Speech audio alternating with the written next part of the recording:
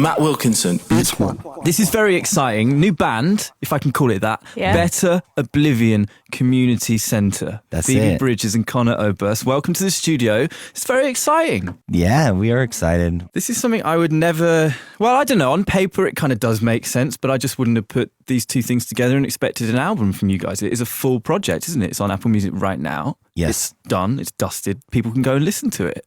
Phoebe, when did you first meet Conor? I met Conor in 2016. We played at a club by my house at sort of like a last minute thrown together show because someone bailed. And then I got a text from the promoter asking if I wanted to play with Conor. And I said yes. Really? Playing together or like opening for him? Opening for him. And then I mixed my record with Mike Mogus, who's in Obviously. Bright Eyes. Yeah. Yeah. So then we started chilling. Where was the venue when you first supported him?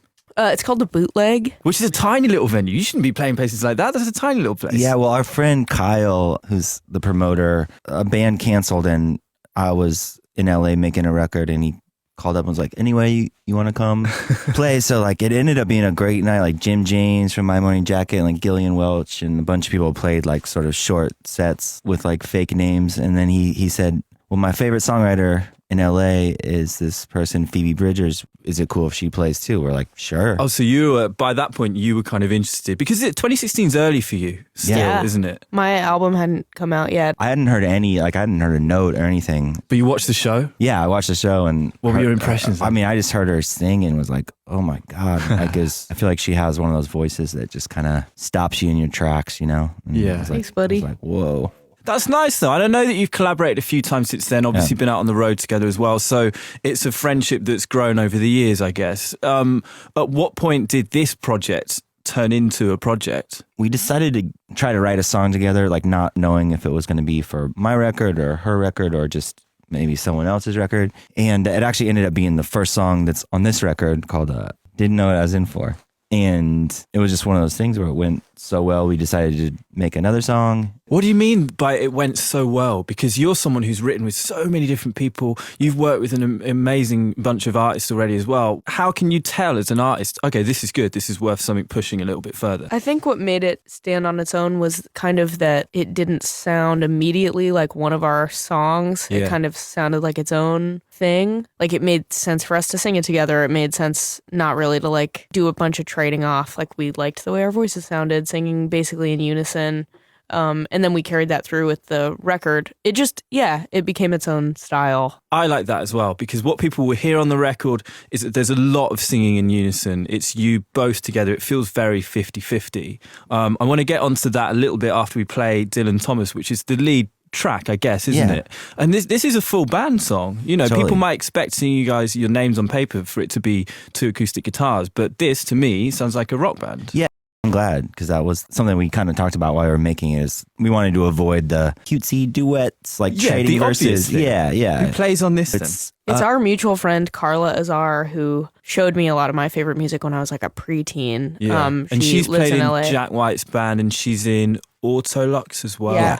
Great drummer. She's the drummer. And then Anna Butters, who toured with me last year on bass. And then Nick Zinner, who's from the Yeah, Mr. Zinner. the vampire. Playing some amazing, beautiful guitar on that Yeah, song. he's There. I didn't awesome. realise that was Nick. So Nick's Yeah. on this track. Yeah. Wow. This is a great partnership then. All right, more from you guys later on. We're going to play the tune now from the new record. This is Better Oblivion Community Center, and it's Dylan Thomas. Dylan Thomas. Why Dylan Thomas? Why him? Because he's one of the most famous people you could possibly pick to write about, right? Well, yeah, I mean, he's always been one of my favorite poets. This was the last song we wrote for the record, and in the studio, there was just randomly a Dylan Thomas book sitting on the coffee table. There always is. Yeah, and so I kind of wrote that line just like on a lark, and then all the rest.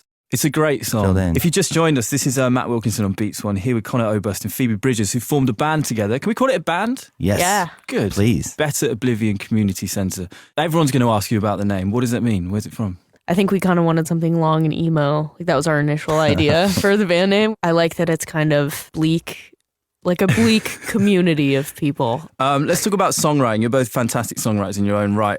What can you teach each other things that you didn't know about songwriting by working together, do you think? I mean, not to butter your bread, but I feel like I'm in like a songwriting masterclass kind of writing with you. Yeah. Like, he does this really embarrassing thing, which is a couple of the songs we've written together. He'll have a verse lyric or something and say, well, obviously I'm going to change that later. That's way too obvious. The reference I'm making is way too obvious. I'm like, what? What's the reference? Yeah. Love it. No, I learned a lot from Phoebe. She has like incredible innate sense of melody and harmony and is a way better singer than I am. So that was fun to be writing a song and kind of have like a vague idea of like, what if it went up kind of like a high note here or something, and then she's just like da da da da and like actually does it. That's great. Said it, having spent 20 years at the top of your game, and someone brand new can come along and just shock you like that. And also, like, I love that she also was kind of had tons of production ideas even as we were writing the songs, like drum ideas and bass ideas, like immediately, which I kind of have to get like farther down the road before I start thinking like that. Yeah. But she's kind of like natural born producer. So is it a case of who sings it, wrote it on this one? No, because we wrote it all together. True 50-50 then. Yeah. That's kind of cool, isn't it? Let's talk about some of the songs in it. Am I going to say this title right? Chesapeake? What is that? That's awesome. Chesapeake. Is that a place? In Virginia. Virginia. Yeah. Is that straight 50-50 as well, or did someone bring that to the table? Oh my gosh. This is like one of my favorite stories, which is that my friend... Here we go. My friend Christian, Lee Hudson, and I were kind of all just hanging out, not necessarily trying to write a song for our band, for this band. And Conor came waltzing into the room, tripping mushrooms. Chris and I were completely sober. Conor comes into the room. Medicinal. Medicinal tripping. mushrooms. Yeah. He came in and was like, Chesapeake. I want to say, you guys should say Chesapeake. And like we were kind of ignoring him because he sounded insane. And then of course he like spews out several more beautiful lyrics about our idea. But yeah, that was Conor's idea to have Chesapeake in there. I mean, I think it was sort of a combo because you can't remember. You were on mushrooms. Yeah. You're talking. We actually laughed the next morning. Chris and I were like, we could totally just tell Conor that we wrote it entirely ourselves. So you're going to tour this together then as a band? Yeah. So could this project derail other projects if it takes off? Because you're both so busy anyway. And it's a great record. Thank you.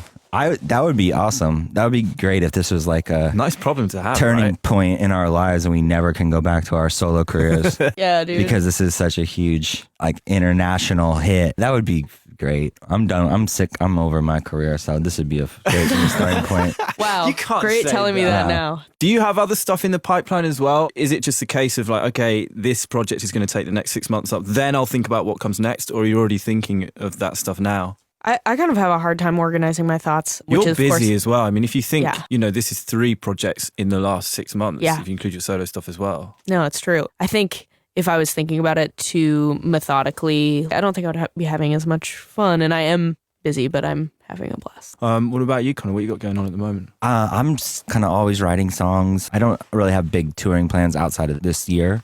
But I'll probably do some recording at some point. Do you bring Monsters of Folk back?